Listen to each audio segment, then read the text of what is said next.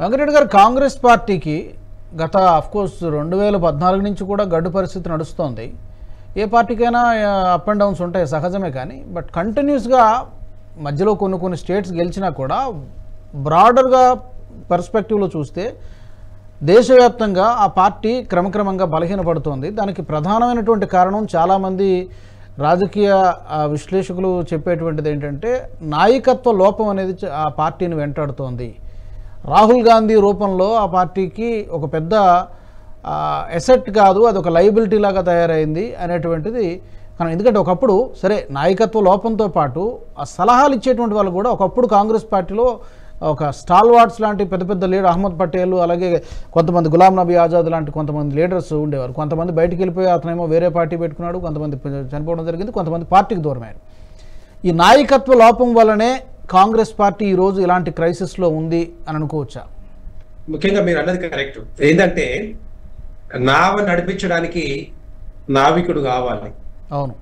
కానీ కాంగ్రెస్ పార్టీని నడిపించడానికి నాయకుడు లేడు. ఇక్కడ కనపడేది ఏంటంటే Rahul Gandhi is not a leader, is only joker అని చాలా మంది భారతదేశ ప్రజలందరూ కూడా అనుకుంటున్నారు. ఎందుకంటే ఆయన మాట్లాడే ప్రతి మాట కూడా సీరియస్ గా ఎవరు తీసుకోవట్లేదు, సీరియస్నెస్ కనిపించదు ఆయన మాట్లాడే దాంట్లో కూడా. అందుకని ఆయన లీడర్ కాదు, ఆ కాంగ్రెస్ పార్టీ నడిపించే శక్తి లేదు. తర్వాత దాంట్లో నడిపించడానికి ఇంకా వేరే లీడర్స్ కూడా లేరు. సోనియా గాంధీ గారు లేరు, ప్రియాంక గాంధీ గారు పెద్ద ప్రభావం లేదు. తర్వాత లేరంటారా? అంటే ఉన్నంతలో ఎవరో ఒకరు యువ నాయకులు ఎవరో ఒకరు ఆ సమర్థత ఉన్న వాళ్ళు లేరంటారా? మేబీ రామ్మోహన్ గారు చెప్పాలి, చాలా సీనియర్ ఈ విషయంలో. ఓకే, ఆయన టర్న్ వచ్చినట్టు చెప్తారు. కంటిన్యూ చెప్పండి. రైట్, ప్రియాంక గాంధీ గారికి ఏమైనా ఉండొచ్చు కొంత, కానీ బట్ అదర్వైజ్ ఇప్పుడు సోనియా గాంధీ గారు కానీ లేకపోతే రాహుల్ గాంధీ కానీ వీళ్ళకి అంత పెద్దగా వాళ్ళ ప్రభావం చాలా ఎక్కువ ఏం లేదు. తర్వాత దీంట్లో ఇప్పుడు అధ్యక్షులు ఉన్నారు, కాంగ్రెస్ పార్టీ అధ్యక్షుడు మల్లికార్జున ఖర్గే గారి ప్రభావం కూడా ఏమి లేదు ఇక్కడ చెప్పాలంటే. అందుకే కదండి ఇప్పుడు ఆయన అయిన తర్వాత కూడా 4 రాష్ట్రాలు ఎలక్షన్ అయిపోయింది, ఎలక్షన్ కండక్ట్ చేస్తే అలా 3 రాష్ట్రాలు పోయినాయి.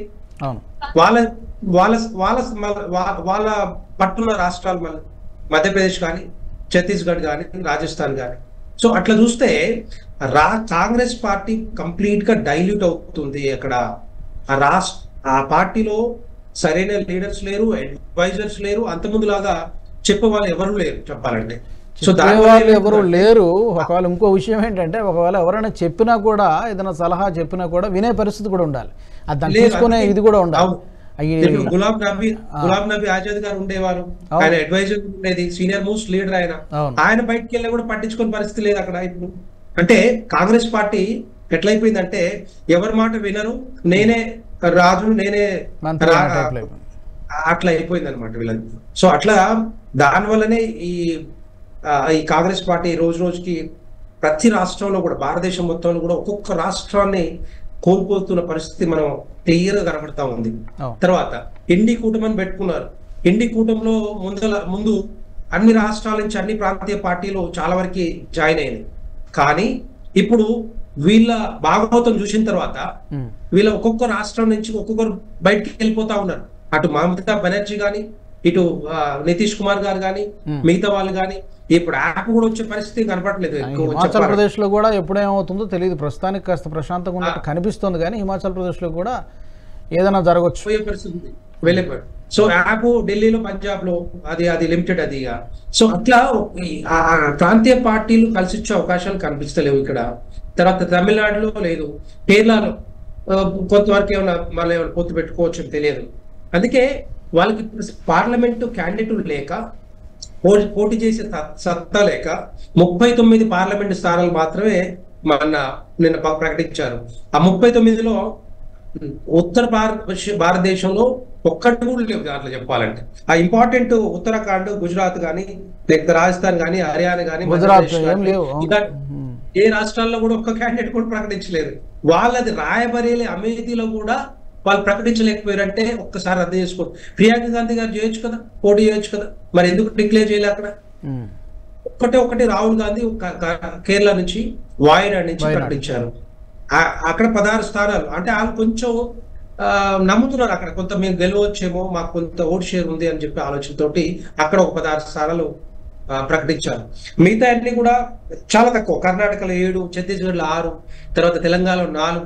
తెలంగాణలో కూడా చూడండి, కాంగ్రెస్ పార్టీ గవర్నమెంట్ లో ఉంది ఇప్పుడు, కానీ వాళ్ళకి నమ్మకం లేదు మరి ఎవరిని పెట్టాలి.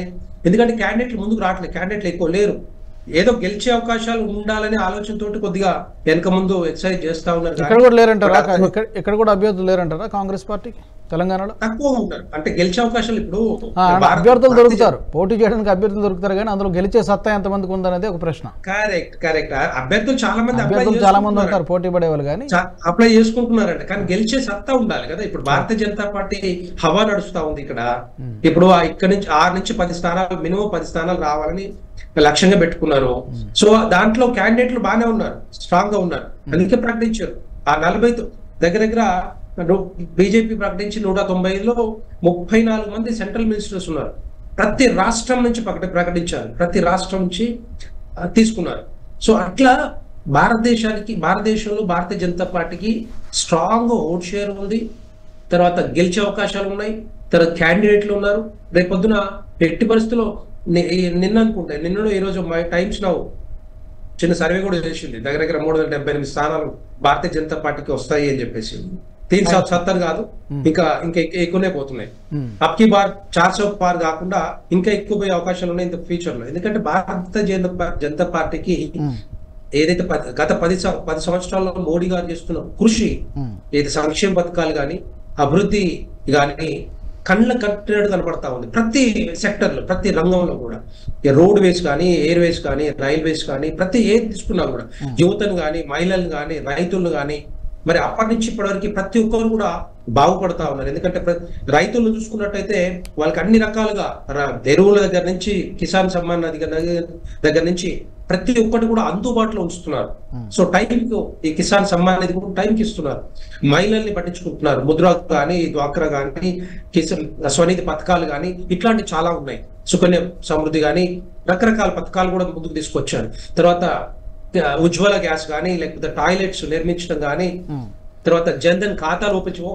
ఒకప్పుడు ఏదైనా డైరెక్ట్ బెనిఫిట్ ట్రాన్స్ఫర్ కింద ఏదైనా డబ్బులు పంపించాలంటేనే దగ్గర 85 రూపాయలు మరి మధ్య దళారులో చేతిలో పోయింది. అదే ఎవరు చెప్పారంటే అప్పట్లో రాజీవ్ గాంధీ గారిని చెప్పారు, ఇగో ఇట్లా జరుగుతుంది అని చెప్పేసి. ఇప్పుడు 100 రూపాయలు పంపిస్తే 100 రూపాయలు డైరెక్ట్ గా అకౌంట్ లో పడుతున్నాయి.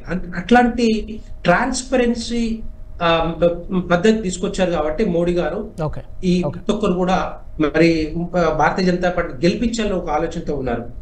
ఈ వీడియో మీకు నచ్చినట్టయితే లైక్ చేయండి, 10 మందికి షేర్ చేయండి, అలాగే కామెంట్ల రూపంలో మీ అభిప్రాయాలను మాతో పంచుకోండి. Nationalist hub group of channels ను సబ్స్క్రైబ్ చేసుకుని తెలుగునాట జాతీయవాద జర్నలిజాన్ని ప్రోత్సహించండి. ఈ వీడియో కింద ఉన్న బెల్ ఐకాన్ పై క్లిక్ చేయడం మర్చిపోవద్దు.